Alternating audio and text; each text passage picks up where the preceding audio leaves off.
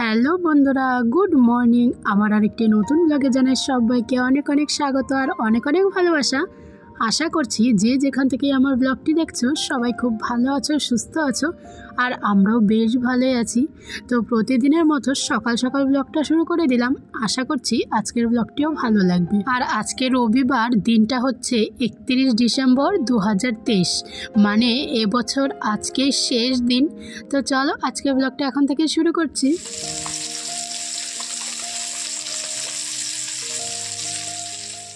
আর যেটা বলছিলাম, আজকে এবছরের শেষ দিন, কালকে থেকে শুরু হবে নতুন বছর। তো আমরা প্রত্যেকেই চাইবো আগের বছরে আমাদের সাথে কি হয়েছে, কি না হয়েছে, কি আমাদের সাথে কি করলো না করলো, সব কিছু ভুলে, খারাপ স্মৃতিগুলো ভুলে ভালো স্মৃতিগুলোকে আঁকড়ে আমরা যেন ভবিষ্যতে আরও ভালো এগোতে পারি আর ভবিষ্যতে অনেক অনেক স্মৃতি আঁকড়ে রাখতে পারি। তো সেই জন্যে আমরা ভবিষ্যতের দিকে যাব, মানে কালকে নতুন করে নতুন বছরের সাথে সাথে জীবনের নতুন অধ্যায় শুরু করব।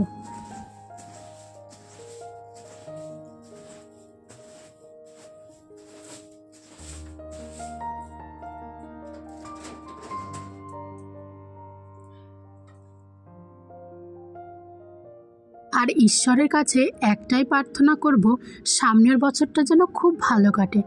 আমার কেন, আমার সাথে সাথে প্রত্যেকেরই যেন সামনের বছরটা খুব ভালো কাটে। আর এই বছর যার যার মনের আশা পূরণ হয়নি, সামনের বছর যেন সবার মনের আশা পূরণ করে আর প্রিয় মানুষদের সাথে যেন খুব ভালো থাকে। তো এটাই ঠাকুরের কাছে কামনা। তো চলো বন্ধুরা, তোমাদের সাথে গল্প করতে করতে এদিকে কিন্তু আমি অনেক কাজকর্ম করে ফেলেছি। সকালে বাসি উঠোন ঝাড় দেওয়া, তারপরে রান্নাবান্না করা, তারপরে বিছানা গুছিয়ে ঘরটা ঝাড় দিয়ে এখন ঘরটা মুছে নিলাম। তারপরে চলে এসেছি স্নান করে ঠাকুর ঘরে।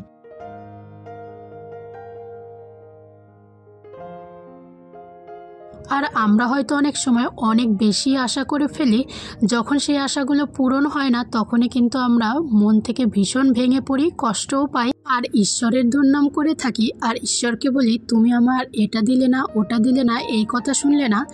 এটা কিন্তু সম্পূর্ণ ভুল ধারণা, কারণ আমাদের ভবিষ্যতে কি হবে না হবে সবটাই কিন্তু এই ঈশ্বর নির্ধারণ করে। তো আমি চাইবো সামনেও যেন এই ঈশ্বরের উপর ভরসা রেখেই আমি সামনের বছরটা খুব ভালো কাটাতে পারি।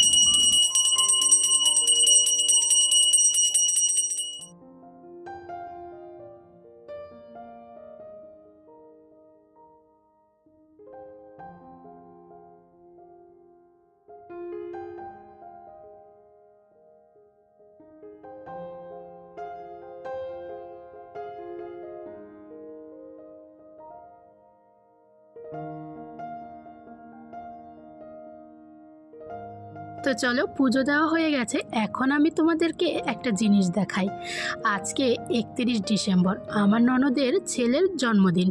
আমার নিজের ননদ নেই ঠিকই, কিন্তু আমার অনেক ননদ আছে, মামা শ্বশুর, তারপরে মাসি শাশুড়ি, তো অনেক ননদ আছে। আজকে যে ননদের ছেলের জন্মদিন, সেই ননদ হচ্ছে আমার মামা শ্বশুরের মেয়ে। তো সেই জন্য তোমাদের দাদা ভাই দুটো সোয়েটার এনেছে, একটা প্রাপ্তির জন্য, একটা ওই ননদের ছেলের জন্য।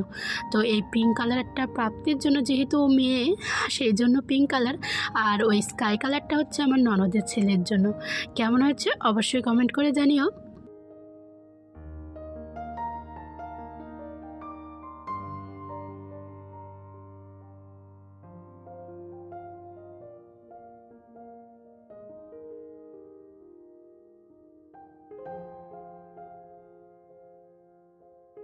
সবাই মিলে সন্ধ্যাবেলায় চা খেয়ে নিলাম। এখন আমি ঘরে এসেছি রেডি হতে, একদমই হালকা রেডি হব।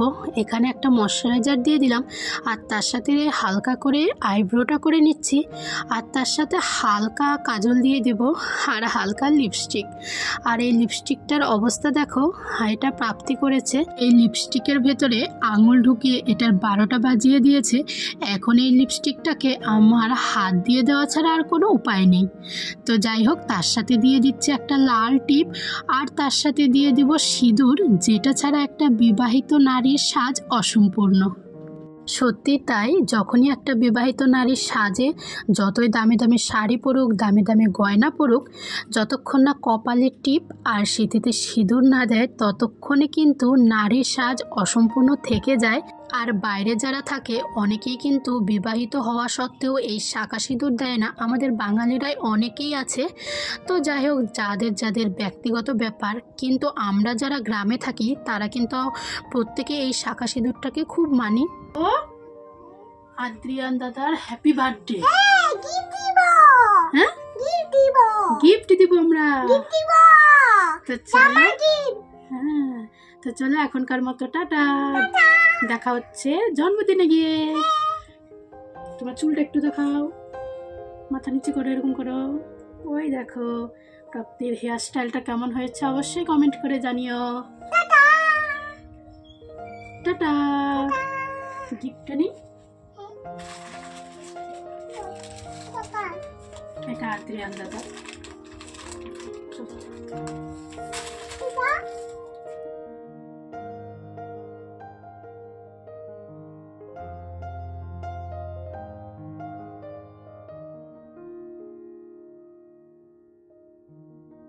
তো যাই হোক বন্ধুরা, আমরা তো জন্মদিন বাড়িতে চলে এসেছি, আর এখানে এসে দেখি গান বাজছিল, আর তার সাথে সাথেই দেখো প্রাপ্তির নাচ তো কিছুতেই থামছিল না।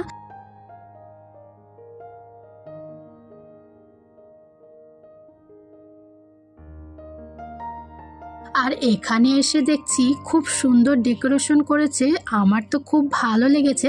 আর কেক কাটিং করতে এখনও দেরি আছে, সেই ফাঁকে ভাবলাম একটু ভিডিও করে নিই। আর তারপরেই দেখো তিনজনের নাচ শুরু হয়ে গেছে। প্রাপ্তির তো নাচ থামছিলই না, তার সাথে সাথে ওর দুটো দিদি ভাই, তো তিনজনে মিলে খুব সুন্দর একটা ডান্স পারফরমেন্স করেছে। যদিও বা গানটা আমি মিউট করে রেখেছি, কারণ এই গানে যদি আবার কপিরাইট আসে, সেই জন্য আর তোমাদের সাথে শেয়ার করতে পারলাম না। তো যাই হোক, খুব সুন্দর নাচ করছিল, কেমন হয়েছে অবশ্যই কমেন্টে জানিও।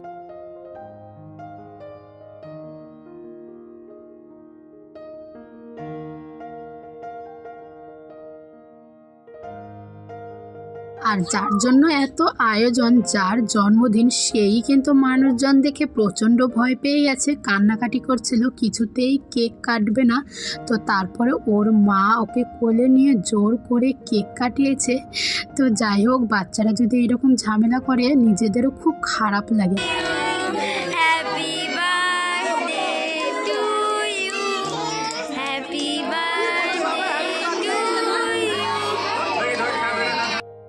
তো চলো বন্ধুরা, আজকের মতো ব্লগটা এই পর্যন্তই, আর দেখা হচ্ছে খুব শীঘ্রই নতুন বছর নতুন আরেকটি ব্লগের সাথে।